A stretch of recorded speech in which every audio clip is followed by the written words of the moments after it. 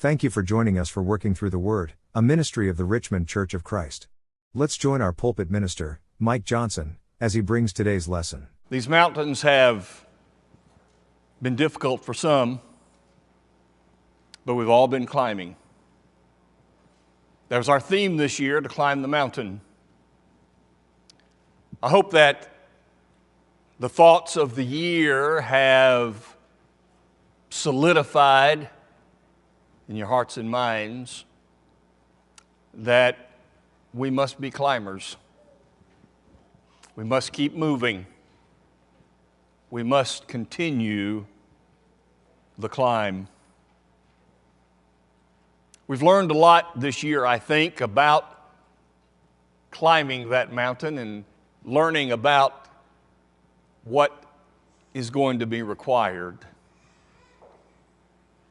We've learned that we have to stay grounded because it's uneven at times. And while we're climbing, we have to stay grounded people so that we don't slip and fall and become damaged. Because we know it's not easy. In fact, it's oftentimes more difficult to climb than it is easy to climb. My path was not like yours, and yours is not like anybody else's. They are unique to every one of us. In order to make that journey, we have to be people who prepare ourselves. You don't just get up one morning with no preparation and go climb a high mountain. Doesn't make sense. And so we have to be prepared for that prepared place. One of the ways to be prepared is to realize that while we're climbing the mountain, it's a whole lot easier if we don't climb by ourselves. If we have people with us, working with us and holding us up and guiding us, it's a whole lot easier to climb. And while we are not climbing alone, and since we're not climbing alone, it is important that each one of us determines that we're going to climb without grumbling, without complaining, without seeing all the negative things that are out there. Instead, we should climb giving grace to everyone around us who are climbing as well. And that's very important that we climb that way. It's not going to be easy. Sometimes the trip up the mountain becomes dry. And therefore we have to stay hydrated with the living water that will keep us on the path that we want to be. And while we are there, we're climbing because, in fact, the mountain is there. We don't have a choice. If we're wanting to accomplish the final goal, because it is there, we have to climb. Thankfully, we've not been left in the dark. We've not been left without a guide who comes to us and says, I've been there. I've climbed the mountain, and I'm here to help you. In fact, I created the mountain, so I know all the twists and turns. I know all the pitfalls. I know all the problems. If you'll just listen to me, I'll get you there. We close today by noticing that the entire time, whether we acknowledged it or not, the summit has always been in view. All we have to do is open our eyes and see it. All we have to do is focus and see that the end is in sight. It's not hidden. It's not behind a fog. It's clear and it's real. The end is in sight. Stay focused. It's a little difficult, maybe, to see the summit, to see the top, and wanting to be there. I remember when we were traveling across the state of Kansas, I believe it was Kansas, you know, one of those flat states out there. Stephanie was little, and she looked out the front and she saw the magical McDonald's arches. We're going. But it was so flat and it was so far off, she couldn't figure out why we couldn't get there. They had created it on an overpass over the interstate, and so the arches were sitting up really high. And you get off on either side and go into the middle to the McDonald's. And she just kept looking at it. But it doesn't seem like she's making any progress whatsoever. Sometimes that might seem like our journey. Like we're climbing, but we're just not getting there. We're not making it. We see it always in view, but we're just not getting there. And that desire for that place is real. I've used this illustration many times, but it's one of the most powerful ones I've ever encountered with our own Doris Morris. Years ago, she had a critical health condition. And I was in the emergency room with her and Al. And it was bad. Medically, I suppose, she died. And they came rushing in, and Al was waiting, revive her, get her back. And they did. And when she came back to her full senses, she said to Al, "I'm mad at you for bringing me back."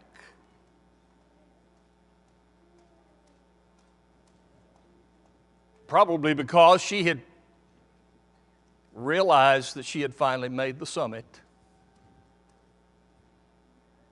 Why come back? I say that illustration a lot because I want it to be my motivation. And I hope it will be for you. But the summit is always in sight as we climb. Think with me, if you will, the text that was read about Abraham. Abraham was a man who saw the summit his entire life. He saw the end. There's so many people of faith in the Bible that did some spectacular things, some incredible things, and we look at them and we go, how were they able to do it? I think it's because they saw the summit. They saw the end of the journey, and it helped them hold on. Think with me, if you will, about Abraham. In Genesis chapter 12, God came to him and he said, get out of this country. Get away from your father's house. I want you to leave. You're going on a journey. God called him to a place he had never been before. He had no idea what it looked like. He had no idea what he would find. And furthermore, he was called away from the place he did know well, the place where his family was, the place where he was most at home, the place that was comfortable. And God wanted to uproot him. I'm going to give you something different that you've not experienced before. Here's your call. I don't know sometimes whether I could follow that call. What about you? Put yourself in Abraham's shoes, and one day God just out of the clear says, here's what we're doing. We're moving. How do you just pack up and walk away? And God never showed it to him. He never said, here it is, look what it looks like. I'm just telling you, I'm taking you there. Okay?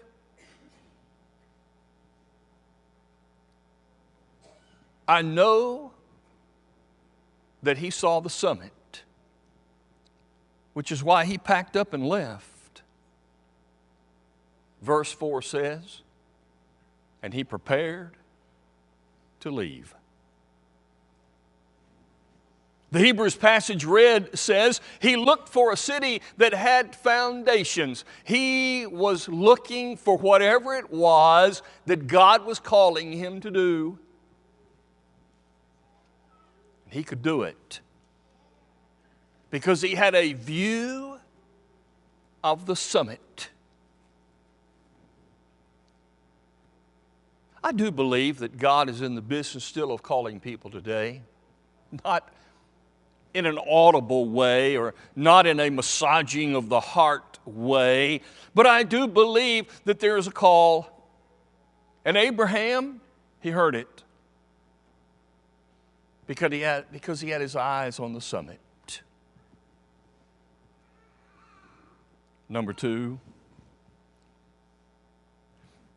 he was willing to accept and understand the covenant from God because he had his eyes at the top.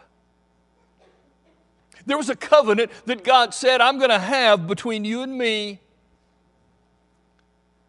And it's a covenant that's going to involve a land promise.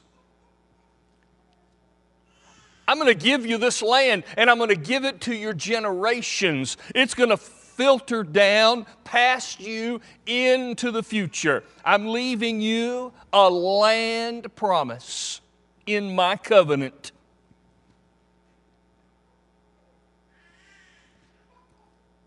God said, I'm leaving you a legacy in my covenant. You're going to have a child.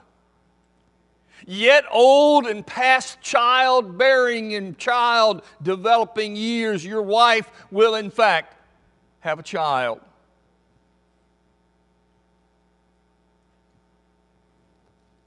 Hard to know, hard to understand. God, we're past those years. If you recall, Sarah laughed at that thought, but not Abraham. Abraham proved that he had his eyes on the summit by the way he tried to help God fulfill His promise. Abraham said, okay, I get it. Anybody born in my house, the firstborn son of a servant, is mine. That's going to be my child. Thank you, Lord. I've got it figured out. God said, wait a minute. This child will be fathered by you. Oh. And he and Sarah both said, we're going to help you, Lord. And so he took Sarah's handmaiden, Hagar, to have a child by her. This is how God is fulfilling His promise. God said, wait a minute. You're going to father the child through Sarah. What?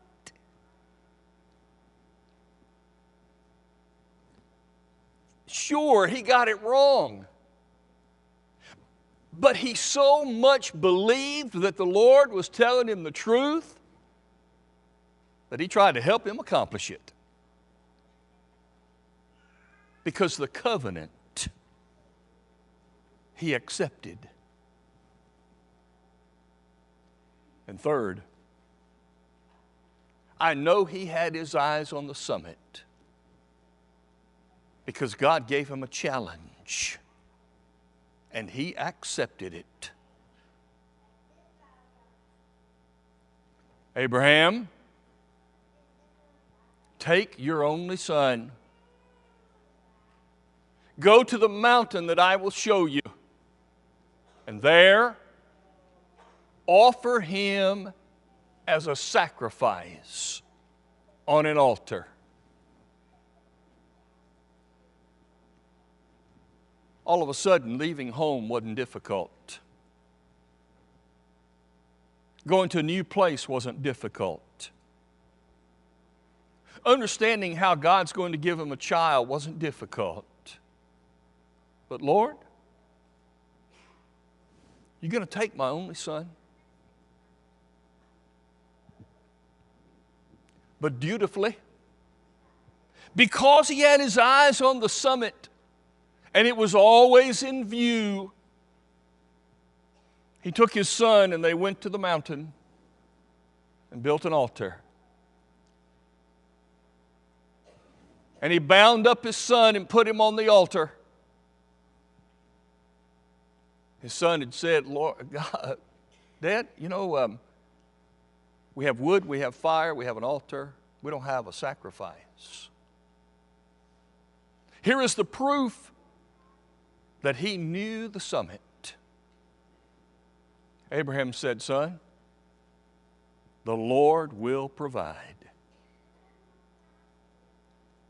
And before he could strike the death blow, an angel stopped him and showed him the lamb caught in a thicket. Abraham always saw the summit in his mind. He saw the end. He saw what was out there. And therefore he could take the call and accept the covenant and take the challenge. The same is true with you and me. If we keep our eyes always on the summit, if we can recognize that the top of the journey is in view, if we will just open our eyes, then we too will accept the call of God. Now, faith is the substance of things hoped for, the evidence of things not seen. And by it the elders obtained a good report. Hebrews 11 says that faith is the accepting of the call of God. Faith is not that strange thought that says, I have no idea what's out there. I don't have any idea what I'm doing. The way is dark and the chasm is deep. But if God tells me to jump, I will. That's not faith. Bible faith is moving forward to the future because of all the evidence of the past. Because of what I've seen, what I've been through, what I've experienced, I am willing to move forward. That is faith. God has called you and me today to be people of faith who simply move forward because God has proven Himself to be true.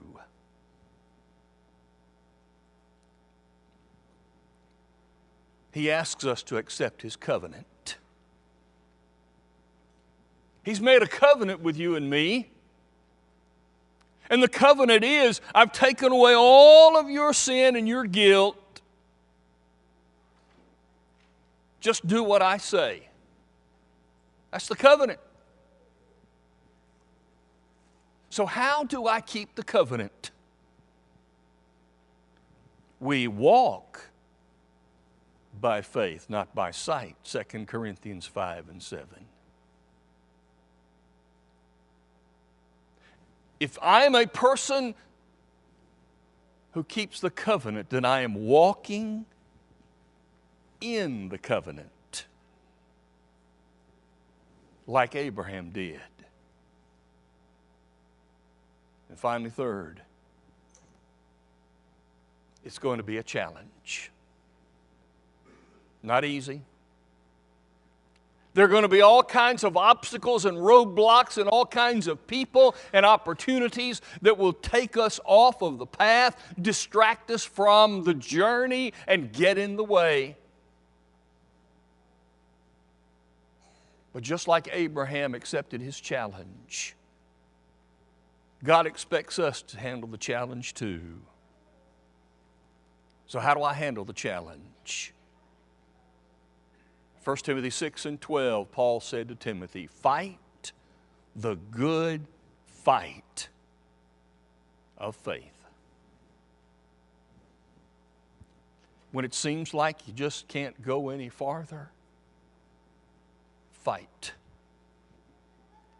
When it seems like everything is against you, fight.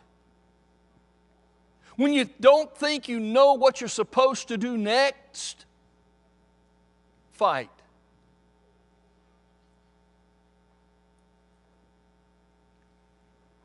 The only way you can make it, the only way I can make it, the only way God knows that we can make this climb successfully is if instead of looking around here all of the time, we keep our chin up and our eyes up, and we're looking at the top. That's how you get there. That's how you make it. And it's in view. It's clear. It's in view. The only question is, will I see it? Have you ever thought what it is like to look back from the top?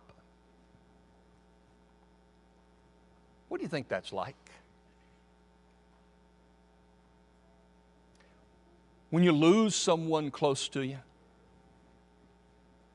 and you know that they are in the hands of God, do you think, when they look back over their lives, was it worth it? Tonight we're going to talk about that. What is the view from the top? But for today, I hope that you're headed to the top. Don't stop. The climb is for those who have accepted Jesus and been immersed into Him to have sins removed, and now you're a part of God's family, and with that family, you're climbing that mountain. Hope that you're there. If you're not, or not faithful to it, today would be a great day to get started. Our shepherds will be here to help you if you'll come as we stand and sing. We hope that you enjoyed today's broadcast, brought to you by the Richmond Church of Christ. We are located at 1500 Lancaster Road in Richmond, Kentucky. We meet at 9 a.m. each Sunday morning for Bible class, followed by our morning worship service held at 10 a.m. Our Sunday evening service is held at 6 p.m. Our midweek Bible study is held on Wednesday at 7 p.m. If you are in the area, we would love to have you as our honored guest. Thanks for listening.